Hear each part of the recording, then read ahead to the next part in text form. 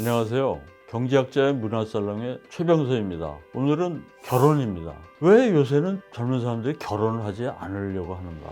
영화의 제목처럼 결혼은 미친 짓인가? 경제학자들은 결혼의 결정을 합리적인 선택의 결과로 보는가? 이러한 문제를 다뤄보겠습니다. 미혼 남녀들의 결혼관을 살펴보면 남성의 경우는 대개 반 정도, 50%, 여성의 경우는 무려 80% 가까운 여성들이 결혼이 꼭 필요한지에 대해서 의문을 표하고 있습니다. 그런데 우리가 일부 일처제의 지금 현재의 결혼 제도는 어떻게 보면 사회적으로 보면 최소 단위의 어떤 제도입니다. 인스티튜션이죠. 근데 이거는 어떻게 보면 인간의 본능을 최소한도로 억제하는 그러한 시스템이기 때문에 그 제도를 유지하기가 굉장히 어려운 거죠. 영국의 문호인 오스카 와일드는 이렇게 얘기했습니다. 남자는 권태를 느끼기 때문에 결혼하고 여자는 호기심 때문에 결혼한다. 그렇지만 양쪽이 모두 실망한다. 왜 결혼은 성공하기가 어려운 것일까요? 이러한 점을 한번 생각해 보기로 하겠습니다. 우선 경제학적인 관점에서 보면 결혼 역시 소비 생활과 마찬가지로 합리적인 의사결정에 따른 선택이라고 봅니다. 즉 다시 말해서 결혼을 통해서 얻을 수 있는 어떤 만족감, 행복감이 독신일 때보다 커야 결혼을 결정하겠죠. 마치 시장에서 물건을 살 때 내가 내는 돈보다 더 많은 효용, 유틸리티라고 하죠. 그것을 얻을 수 있을 때 구입하는 거와 같다고 볼 수 있습니다. 이거는 어떻게 보면 그 공리주의적인 관점입니다. 시카고 대학의 노벨 경제학상을 받은 베커 교수의 Theory of Marriage는 바로 이러한 공리주의에 입각해서 이론을 전개한 또 그러한 이론으로 노벨 경제학상도 받았습니다. 그런데 문제는 뭐냐면 결혼으로부터 나오는 효용이라고 하는 것은 결혼 이후의 미래에 대한 기대치입니다. Expected value. 근데 이거는 실현된 게 아니죠. 지금 결혼을 결정할 때. 미래는 불확실합니다. 그런데 지금 결혼을 선택하고 결정하는 것은 현재 하는 거죠. 현재 내가 누리는 싱글로서 누리는 만족감보다 결혼하면 더 큰 만족감이 생기지 않을까. 이러한 기대 때문에 결혼을 하는 거죠. 그런데 실제로 결혼하고 난 다음에 생활은 내가 생각하는 것보다 훨씬 좋지 않은 결과가 생기기 때문에 비극적으로 끝나는 경우가 많죠. 그 이유는 무엇일까요?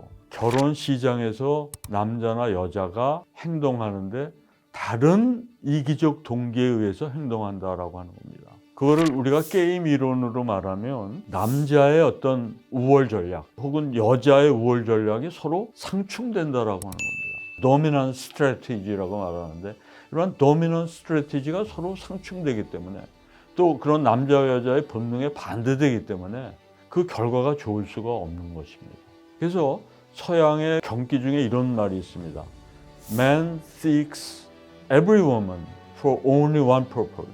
그런데 반대로 Woman seeks only one man for every purpose. 무슨 말이냐면 남자는 오로지 하나의 목적으로 많은 여자들을 추구하지만 여자는 여러 가지 많은 목적을 위해서 오로지 한 남자를 추구한다.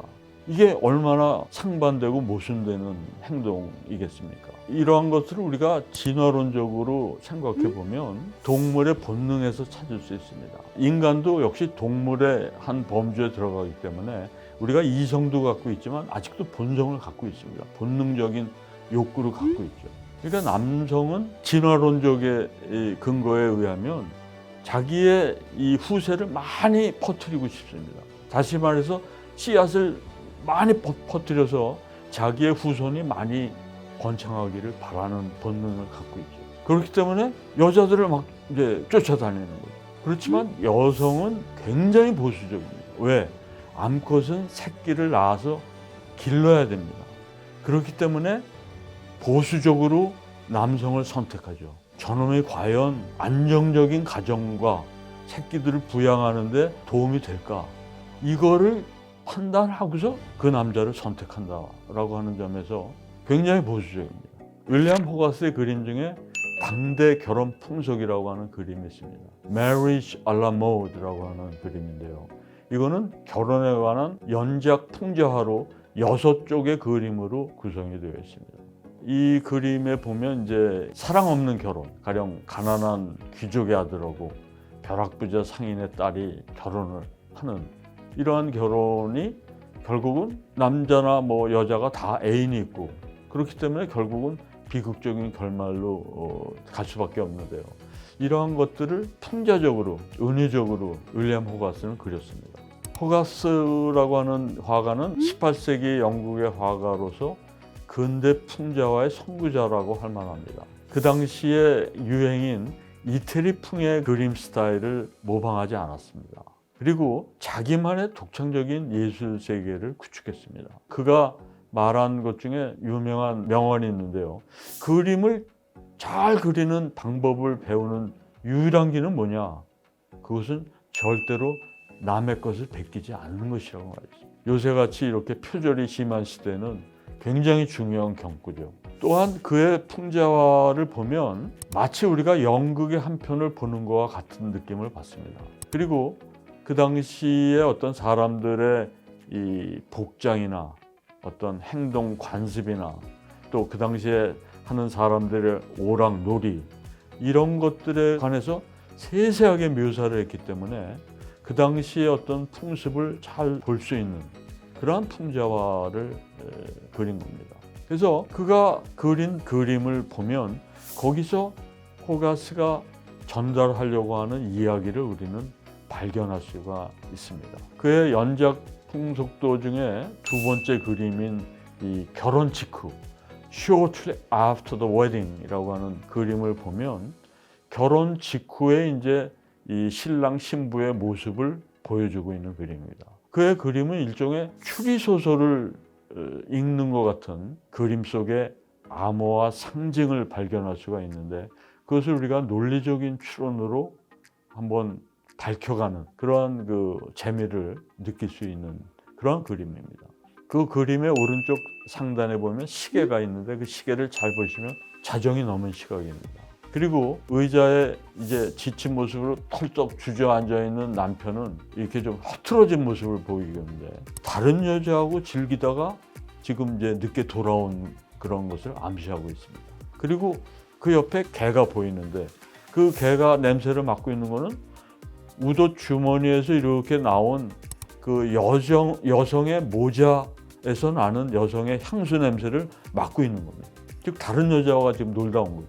여자도 마찬가지입니다. 부인의 그 발밑에는 뭐 여러 가지가 이제 널려져 있는데 악보도 있고 뭐 카드 놀이하던 그 트럼프도 있고 이 뭐 악기도 있고 의자는 이렇게 쓰러져 있습니다. 그래서 아내도 그동안에 친구들하고 카드 놀이를 하다가 지금 지쳐서 쉬고 있는 결혼 직후지만 이런 방탕한 모습을 보여주고 있는 그림입니다. 그런데 또 한 사람이 옆에 왼쪽에 있는데 이 사람은 집사입니다. 비웃듯한 또 한심하다는 표정을 짓고 있는 것을 우리가 알 수 있습니다. 그리고 그림에서는 잘 보이지 않습니다만 재생이라고 하는 그러한 책을 주머니 속에 넣어놨습니다. 금욕주의에 관한 책입니다. 호가스는 주머니 속에서 이렇게 삐죽 나오게 보여줌으로써 이 두 부부를 비웃고 있는 겁니다. 그런데 집사 또한 너 역시 위선적인 게 아니겠는가 하는 것을 이중으로 암시하고 있는 이제 그런 모습이 되겠습니다. 그래서 이 그림을 보면 결혼 생활의 막장 드라마를 보여주고 있는 것 같은 그런 모습입니다. 6개의 연작 그림 중에 5번째 그림을 보면 더 충격적입니다. 백작의 죽음, 영어로는 The Killing of the Earl이라고 하는 그림인데 이 그림은 더 충격적인 것이 백작이 칼에 맞아서 지금 죽어가고 있는 모습입니다. 장면의 바로 전 장면은 뭐겠습니까? 이 부인이 다른 외관 남자와 정사를 벌리다가 남편한테 들켰습니다. 부인은 기도하듯이 빌고 용서를 구하고 있는데 사실 남편은 칼을 들고 칼싸움을 벌였던 것이 요 전 장면이겠죠. 그래서 칼이 하나는 바닥에 있고 백작의 칼은 이렇게 꽂혀 있습니다. 그 바닥에 있는 칼은 피가 헝건히 묻어 있습니다. 그 칼로 백작을 찌른 것이죠. 그리고 그 정부는 창문을 통해서 지금 조고바람으로 도망가고 있는 장면입니다. 이 얼마나 지금 충격적입니까? 그 외관 남자와 정사를 벌인 막장 드라마의 한 장면으로 파탄된 결혼 생활을 지금 보여주고 있는 결정적인 그런 그림이라고도 할 수 있겠습니다. 우리가 현실 생활로 돌아와서 인간의 본능과 배치되는 어떤 결혼 시스템을 사회가 유지하고 있기 때문에 이혼이 높을 수밖에 없는 이러한 현실을 어떻게 우리가 회피할 수는 없는가. 노동시장에서 보면 기업들은 이러한 위험을 회피하는 방법을 갖고 있습니다. 기업의 이 회피 방식은 뭐냐면 기업주가 노동자를 고용합니다. 마치 남자나 여자가 지금 배우자를 구하듯이 노동자가 진짜 어떤 사람인지, 일을 잘할 사람인지 아닌지 고용주가 처음에는 잘 모르기 때문에 이 사람을 고용해야 할까 말까 걱정이 되죠. 그렇기 때문에 기업에서 채용을 할 때 노동자에 관해서 먼저 그 사람의 생산성을 가늠해 볼 수 있는 여러 가지 그 인포메이션을 요구하죠. 이력서라든가 그 사람의 학력이라든가 성적 증명서라든가 이런 거를 요구합니다. 이 결혼 시장에서도 상대방에 대해서 정보를 수집하는 거와 같은 거죠. 그렇지만 이거는 정보일 뿐 실제 생산성을 반영하는 것이 아니기 때문에 실제로 생산성을 모니터해보는 그러한 시스템이나 그러한 어떤 모니터링 기관이 필요하죠. 그것이 우리가 보통 말하는 인턴 사원제입니다. 그렇다면 이러한 인턴십 같은 거를 결혼 시장에 도입을 한다면 어떤 형태가 되냐면 미리 계약 결혼을 해보는 거죠. 인턴십 같이. 그러고서 살아보니까 이 사람은 진짜 같이 살만하구나. 그러한 마음의 결정을 이제 드디어 내리고 결혼을 한다면 이혼의 어떤 위험성을 조금 제거할 수 있는 게 아닌가.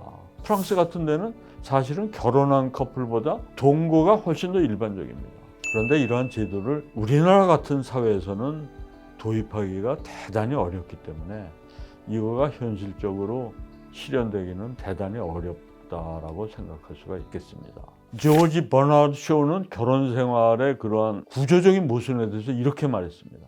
결혼이란 창문을 닫고서는 잠들 수 없는 남자와 창문을 열고선 잠들 수 없는 여자 간의 결합이다. 이거는 뭡니까? 구조적으로 같이 잘 수 없는 그런 관계죠. 합리적인 관점에서 이러한 선택을 보면 창문을 반쯤 열어놓고 자면 두 사람이 만족할 수 있지 않을까. 근데 이거는 굉장히 실현하기 어려운 겁니다. 우리가 경제 성장의 이론 중에 equilibrium on the edge, 칼날위의 균형, 굉장히 불안정한 균형 상태입니다. 조금만 어긋나면 바로 떨어지는 상태죠. 결혼 생활을 잘 영위한다라고 하는 거는 그 칼날 위에서 균형감을 일생 동안 유지하면서 우리가 살아나가야 됩니다. 그래서 결혼 생활을 유지하는 거는 그만큼 어려운 것이고 잘 영위하는 부부를 보면 존경하는 마음이 들 수 있는 그런 겁니다. 오늘은 이것으로 마치겠습니다. 여러분들한테 도움이 되는 그런 영상이었는지 궁금합니다. 감사합니다. 이것으로 마치겠습니다.